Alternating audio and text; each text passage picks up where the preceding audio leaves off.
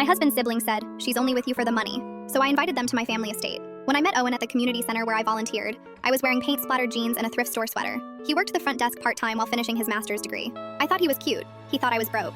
I never corrected him. After years of guys checking my last name on Google before dessert arrived, Owen just liked me. We dated for 6 months before he asked what I did for work. "I help manage some family properties," I said, which was technically true. I just didn't mention the properties included 3 hotels and a vineyard. His family was different. His sister Diane started immediately. "What do you do?" she asked at our first meeting, eyes scanning my clearance rack dress.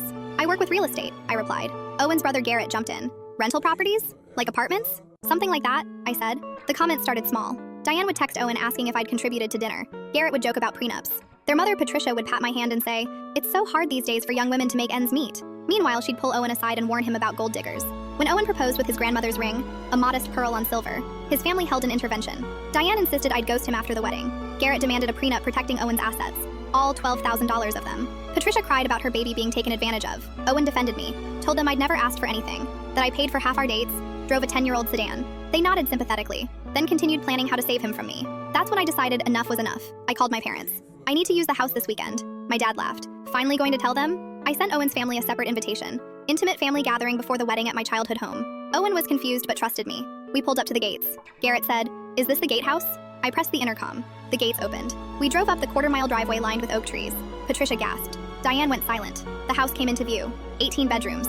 Original construction from 1847. The staff had prepared lunch on the south terrace.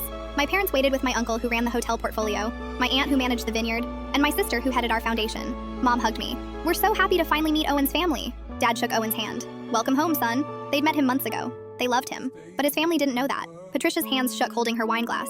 Diane couldn't stop staring at the Monet in the hallway. Garrett kept saying, "I thought you worked in real estate." "I do," I said. "I manage the commercial properties." Over lunch, my uncle mentioned the Boston hotel expansion. My aunt discussed wine ratings.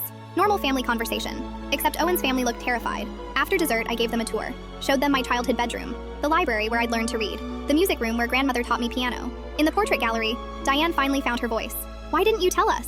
I stopped. "Tell you what? That I have money? You were so convinced I was after Owen's non-existent fortune. I thought it would be interesting to see how long you'd believe it." Patricia started crying, apologizing. Garrett stammered about misunderstandings. Diane just stared at the floor. Owen wrapped his arm around me. "I married up," he said. "Way up. We still got married at City Hall, had our reception at that local restaurant, because that's what we wanted. Simple. Real." But Owen's family never questioned my intentions again. And every Christmas, when we gather at my family estate, I wear paint-splattered jeans just to watch Diane's eye twitch.